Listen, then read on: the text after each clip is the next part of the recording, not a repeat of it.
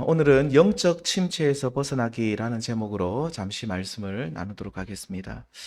예수를 믿고 우리가 믿음의 길을 걸어가고 있는 저와 우리 모든 성도님들, 우리는 이 땅에서 평탄한 삶을 살아갈 때는 사실 믿음의 엔진이 꺼지는 경우가 많이 있습니다. 그러니까 항상 모든 일에 우리가 믿음의 엔진을 켜서 발동을 시켜 막 모든 일을 그렇게 믿음으로 행해야 되지만 그렇지 못할 때가 너무 많다는 것이죠.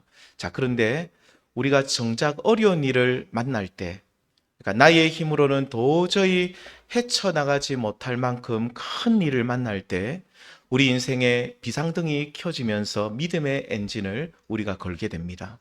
오늘 본문에 나온 시편 기자 다윗은 어떤 상황인지는 모르지만 믿음의 엔진이 잠시 멈춘 상태였는데 다시 믿음의 엔진을 발동시키고 다시 믿음의 길을 힘차게 걸어가는 모습을 보게 됩니다. 자, 그렇다면 처음에 다윗은 무엇 때문에 믿음의 엔진을 멈추고 있었는가? 오늘 본문을 살펴보시면 아마도 중한 질병에 걸린 것 때문이지 않나라고 생각이 됩니다. 오늘 본문 3절에 보시면 나의 눈을 밝히소서 두렵건대 내가 사망의 잠을 잘까 하오며 라고 하죠. 이 시편 기자 다윗은 의사의 힘으로는 참 고치기 힘든 어떤 병에 걸려서 죽음의 위협을 받고 있었던 것 같습니다. 그 병이 어떤 병인지는 정확하게 알지 못하지만 그는 죽을 만큼 힘든 고통을 겪고 있었고 이로 인해 내가 갑자기 죽을 수 있구나 라는 그런 두려움에 사로잡히게 된 것이죠. 문제는 육체의 질고가 영혼의 침체로 이어지게 된다는 겁니다. 오늘 본문 4절에 보시면 내가 흔들리고 있다라고 고백하죠. 여기서 흔들린다는 말은 요동친다는 뜻인데 이는 죽음에 대한 완곡한 어법입니다. 그리고 여기서 죽음은 영혼의 죽음을 뜻합니다. 그러니까 지금 육신이 너무 아파서 병들어서 죽을 위기에 있는 것처럼 나의 영혼 또한 죽을 만큼 깊은 수렁에 빠져서 허우적거리고 있다. 이 뜻이죠. 성도님들, 많은 분들이 육체가 너무 아프면 영혼의 공고함에 이르는 경우가 많습니다. 육체가 조금 아프면 그래도 하나님 도와주십시오 라고 하면서 일어설 수 있고 또 오히려 그것이 더 믿음이 우리 가운데 이렇게 한 단계 더 올라가는 계기가 되는데 너무 아프면 영혼의 어떤 공고함으로 이어진다. 그러니까 영혼의 영적 침체까지 우리가 이르는 경우가 상당히 많이 있습니다. 그러니까 육체의 연약함이 영혼의 연약함으로 이어진다는 거죠. 어쩌면 영혼과 육체로 이루어진 인간의 숙명적 운명이 아닌가라는 생각을 하게 됩니다. 자, 그런데 여기서 기억해야 될 사실은 하나님의 자녀와 그렇지 않은 사람들은 마음이 쫙 깔아앉는 영혼의 침체를 대처하는 모습이 너무나도 다르다는 사실이죠. 중한 질병에 걸려 고생하면 하나님을 아는 사람들은 이 영혼의 공고함을 경험하고, 자, 하나님을 알지 못하는 사람들도 육체가 아프면 마음이 쫙 가라앉는 깊은 우울감에 빠질 수가 있는데, 자, 이런 침체를 경험할 때 두 부류의 사람들은 이를 벗어난 방법이 너무나도 다르다는 것이죠. 하나님을 알지 못하는 분들은 자, 마음의 우울감에서 벗어나기 위해서 어떤 일을 합니까?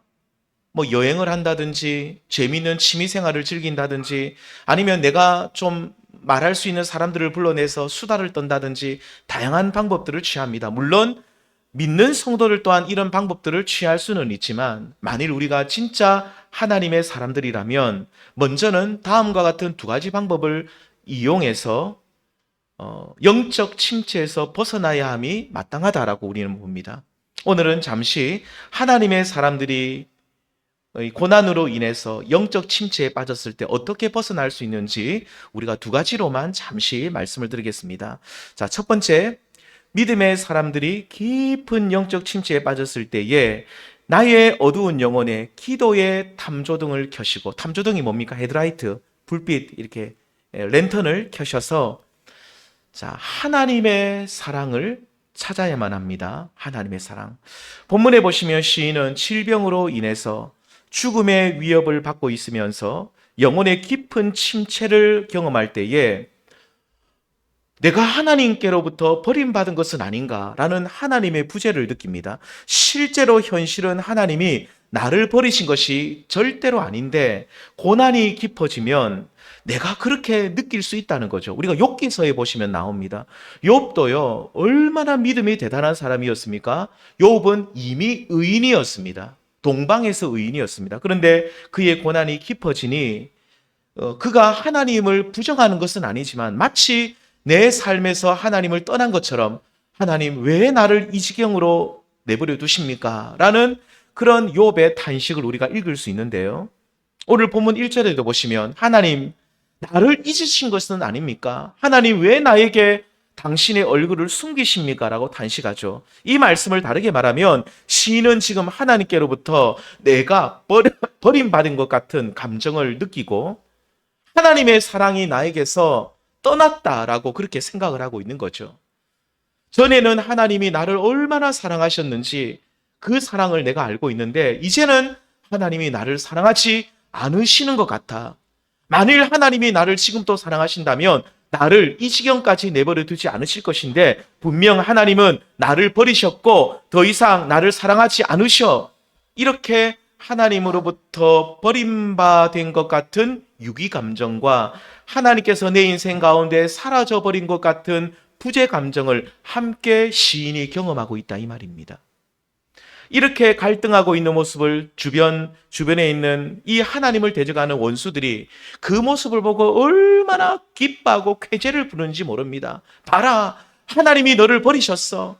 하나님은 더 이상 너를 사랑하지 않으셔. 만일 하나님이 너를 사랑한다면 이대로 내버려 두겠어? 원수들이 비아냥거리고 있는 거죠. 안 그래도 힘든데 옆에 있는 사람들까지 나를 조롱하고 있는 겁니다. 이때 시인이 어떻게 합니까? 잠시 하나님의 부재를 경험하고 잠시 하나님께서 나를 더 이상 사랑하지 않으신 것 같다는 의심을 했지만 그는 결코 오랫동안 침체에 머물러 있지 않습니다.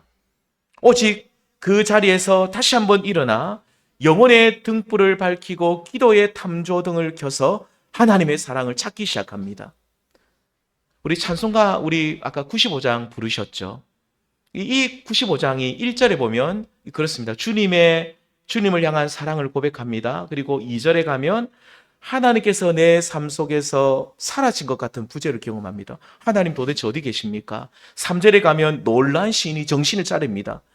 이래서는 안 되겠다 싶어가지고 일어나서 하나님의 사랑을 찾다가 드디어 5절에 보면 다시 하나님의 사랑을 발견하여 감격한다는 내용이 이게 시편이 아니라 찬송가 95장 내용입니다. 아까 우리가 불러봤죠? 나의 기쁨 나의 소망 되시며 나의 생명이 되신 주 밤낮 불러서 찬송을 드려도 늘 아신 마음 뿐일세. 자, 이렇게 정말로 주님을 사랑하고 주님과 깊은 그 어떤 영적 친밀함 속에 살아가다가 2절에 보면 나의 사모하는 선한 목자는 어느 꽃다운 동산에 양의 무리와 늘 함께 계셔서 기쁨을 함께 하실까. 3절에 드디어 길도 없이 거친 넓은 들에서 갈 길 못 찾아 애쓰며 이리저리로 헤매는 내 모양 원수들이 조롱한다. 오늘 말씀에 나오잖아요. 너희 하나님이 도대체 어디 있느냐.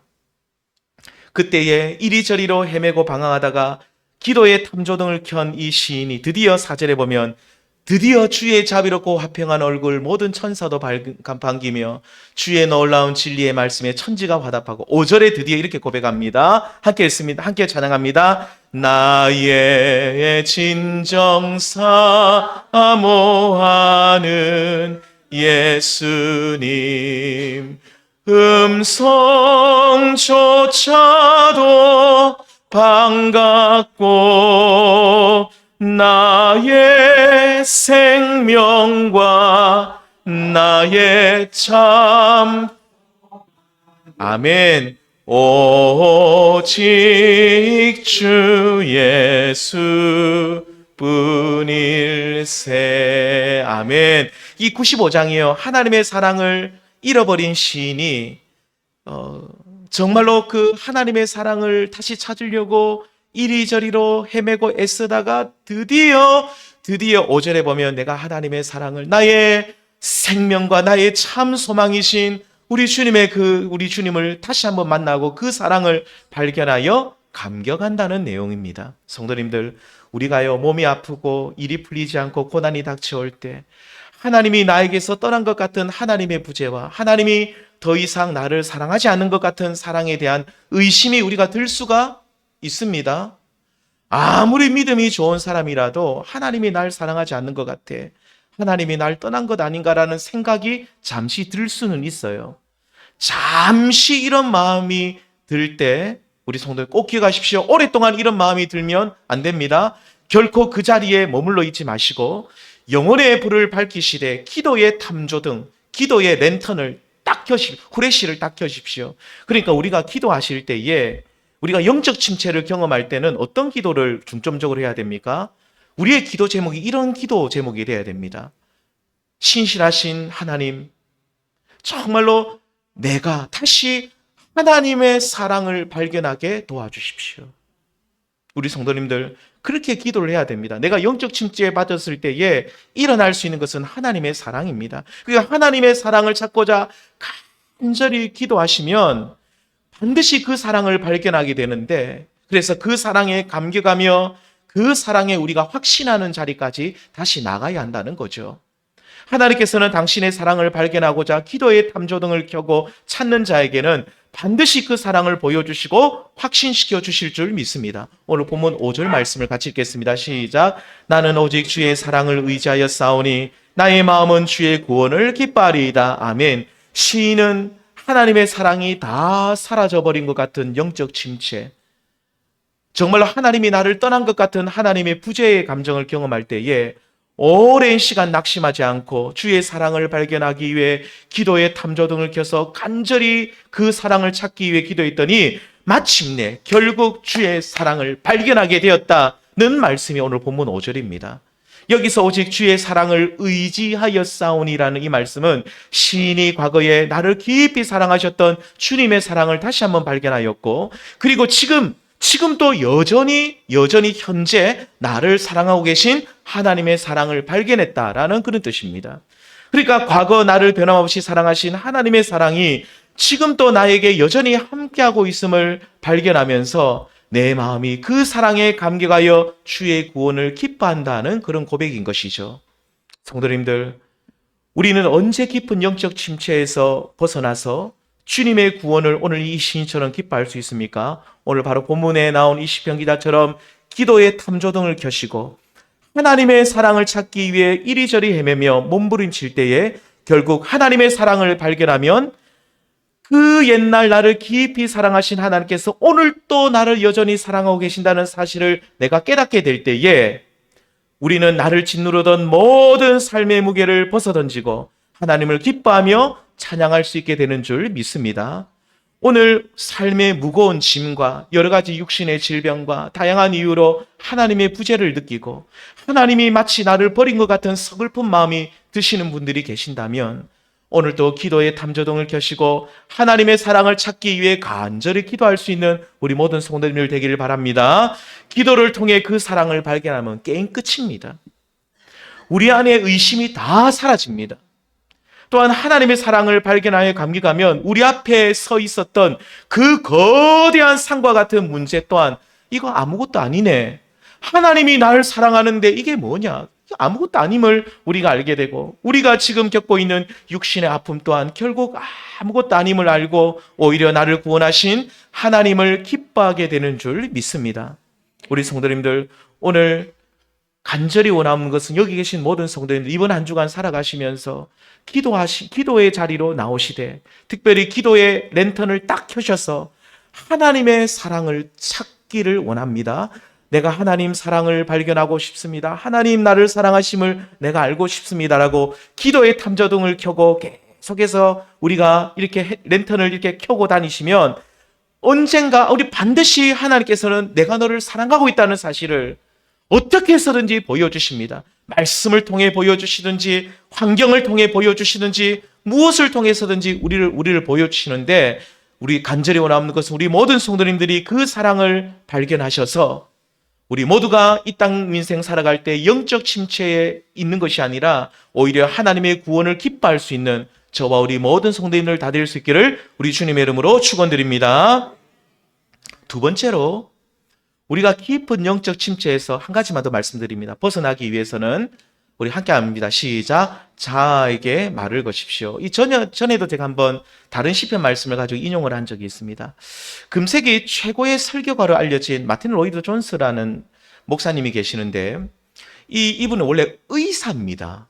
이분이 왕실 의사였습니다. 대단한 분입니다. 이분이 의술로도 대단한 분이었는데 이분이 영적 침체라는 책을 쓰셨는데 이분이 의사다 보니까 사람을 이 전인적으로 봅니다. 우리 목사님들이 좀 잘 못하는 게 사람을 영적으로만 자꾸 봐요. 저 영적으로 무슨 문제다. 근데 그분은 육체의 질병까지도 함께 보고 있어요. 그러면서 이 전인적으로 사람을 참 잘 보시는 분인데 아무튼 이 영적 침체라는 책을 통해서 이 영적 침체는 그리스도인들이 자주 경험하는 현상이다라고 말을 합니다. 그러면서 몸이 아프든지 사업에 실패했던지 배우자가 사별했던지 아니면 사랑하는 연인과 이별 때문에 깊은 우리가 영적 침체에서 헤매고 있을 때에 그분이 그렇게 말합니다. 그 책에 보면 자아에게 말을 걸으라고 합니다. 로이드 존스 목사님은 이렇게 말합니다. 자아가 자신에게 말을 걸게 두지 말고 여기서 자아는 침체한 자아, 우울한 자아입니다. 그것이 나에게 말을 걸도록 두지 말고 자신이 먼저 자아에게 말을 걸어라 그래요. 그래서 내 영혼아 네가 어찌하여 낙심하는가라고 물어보래요. 좀 쉬운 말로 말하면 이런 뜻입니다. 우리가 영적 침체에 빠져서 깊은 우울감과 슬픔에 빠져 있을 때 거기에 오래 있지 말고 절대로 오래 있어서는 안 됩니다. 분연히 일어나서 나의 자아에게 말을 걸으라고 합니다. 내 영혼아 왜 네가 그렇게 우울하고 낙심하고 있느냐? 내 영혼아 왜 네가 하나님의 사랑을 의심하고 있느냐라고 자꾸 말을 걸으래요. 그러면서 일어나서 하나님을 바라보라고 외치라고 합니다. 자아를 향해 말을 거는 대표적인 찬양이 우리가 너무 많이 부르는 찬양이죠. 한번 해볼까요? 찬양하라 내 영혼아 내 영혼아 찬양하라 내 영혼아 내 속에 있는 것들아 내 속에 있는 것들아 다 찬양하라. 내 속에 있는 것들을 향해서 나의 자아를 향해서 이 내 속에 있는 것들이 나 자아입니다. 낙심해 있지 말고 일어나 하나님을 바라보고 일어나 찬양하자고 힘있게 선포하는 거죠. 찬양하라 내 영혼아 감사하라 내 영혼아 송축하라 내 영혼아 자아에게 말을 거시면서 우리가 힘있게 찬송하며 나아가시는 우리 성도님들 되시기를 바랍니다. 오늘 시편 기자는 깊은 영적 침체 속에서 자아에게 말을 겁니다. 그리고 그 침체에서 벗어나 결국 이렇게 하나님을 찬양하고 있죠. 마지막 절 6절이 어떻게 끝납니까? 함께 읽겠습니다. 내가 여호와를 찬송하리니 이는 주께서 내게 은덕을 베푸심이로다. 아멘. 오늘 시편 13편의 결론은 이렇게 하나님을 찬송하는 것으로 끝납니다. 1절에서는 어떻게 시작했습니까? 여호와여 어느 때까지니까? 나를 영원히 하나님 잊으십니까? 라고 탄식하며 깊은 침체에 빠져있던 시인이 이제 마지막 6절에 가면 내가 여호와를 찬송한다라고 고백하죠. 성도님들, 내 영혼이 지쳐있을 때 정말로 영적 침체에 빠져있을 때에 우리를 죽이고 멸망시키려는 악한 사탄 마귀는 어떻게 합니까? 오늘 보면 4절에 나오죠. 나의 원수가 이르기를 내가 이겼다. 노래를 부릅니다. 얼마나 쾌재를 부르고 우리를 약올리고 조롱하는지 모릅니다. 막 노래를 부르죠. 그런데 침륜에 빠져서 뒤로 물러가 있을 때 더 이상 우리가 하나님께로 나오지 못하고 우리가 이렇게 주눅들어 있을 때는 사탄이 쾌재를 부릅니다. 봐라, 너희의 믿음이 이렇게 보잘것없다. 봐라, 하나님이 너희를 버리셨다. 봐라, 하나님이 너희를 사랑하지 않으시오라고 이 사탄이 우리가 뒤로 물러나 침륜에 빠져가지고 영적 침체에서 이렇게 주눅들어 있으면 사탄이 얼마나 좋아하는지 모릅니다. 노래를 부르죠. 우리는 원수들이 이런 노래를 부르지 못하도록 영적 침체에 있을 때마다 나의 자아에게 말을 거시기를 바랍니다. 시편 42편 5절입니다. 함께 읽겠습니다. 시작. 내 영혼아 네가 어찌하여 낙심하며 어찌하여 내 속에서 불안해하는가. 너는 하나님께 소망을 두라. 그가 나타나 도우심으로 말미암아 내가 여전히 찬송하리로다. 아멘. 내 영혼아 네가 어찌하여 낙심하느냐. 나한테 말하는 거예요. 내가 침체에 있을 때는 이게 잘못하면 이게 이렇게 심리적으로 이상하다 그런 뜻이 아니라 이게 나에게 말을 거는 거예요. 내가 침체에 있으면 성구가 정신 차리라. 정신 차리라. 네 영혼아, 내 영혼아, 내가 어찌하여 내가 이렇게 낙심해 있느냐. 일어나라. 내 속에서 내가 왜 불안해하는가. 하나님께 소망을 두라. 내가 지금 막 침체해 있고 막 이렇게 쓰러져 있으면 사람들이, 이 원수들이 얼마나 좋아하는지 모르죠. 그 소리가 들립니다. 내 영혼아 어찌하여 낙심하느냐. 일어나라. 나에게 말을 자꾸 거는 겁니다. 나의 자에게 말을 걸고 일어나라고 외치는 거죠. 하나님의 사랑으로 나오라고 선포하는 겁니다. 내 영혼아 하나님을 찬양하라고 외치는 거죠. 영적 침체 가운데 있을 때 자아를 향해 말을 거시고 선포할 때에 하나님을 우리가 여전히 찬송하게 되는 은혜를 누리게 될 줄 믿습니다. 우리 성도님들 이제 말씀을 맺겠습니다. 우리 모두 영적 침체에 빠져 있을 때에 저와 우리 모든 성도님들 기도의 탐조등을 켜시기를 바랍니다. 기도의 탐조등을 켜셔가지고 하나님의 사랑을 발견하시고 그 하나님의 사랑을 발견하면 게임 끝입니다. 하나님이 나를 사랑하고 계시구나. 하나님이 나를 사랑한다는 사실을 모르면 우리는 자꾸 우리가 침륜에 빠지죠. 더 깊은 수렁에 빠지는데 내 인생이 이렇게 고달파도 여전히 하나님이 나를 사랑하고 있구나. 그 사랑을 발견하시고 두 번째는 자아에게 말을 거십시오. 내 영혼아 어찌하여 네가 낙심하느냐라고 그렇게 자꾸 말을 거시고 어찌하여 네가 불안해하느냐라고 말을 거십시오. 이렇게 말을 걸고 또 내 자아에게 설교를 하는 겁니다. 너 그렇게 살아서는 안 되지 않느냐. 하나님을 바라보자. 하나님을 바라보자 라고 하면서 그렇게 내 자아에게 설교까지 하셔서 그래야 해서 내가 힘을 얻고 그 자리에서 일어나 우리 모두 하나님의 사랑에 감격하여 모든 의심이 떠나가고 오히려 하나님을 찬송할 수 있는 저와 우리 모든 성도님 될 수 있기를 우리 주님의 이름으로 축원드립니다. 아멘. 우리 함께 이 시간 찬양 드리겠습니다. 내 평생 사는 동안 주 찬양하리라.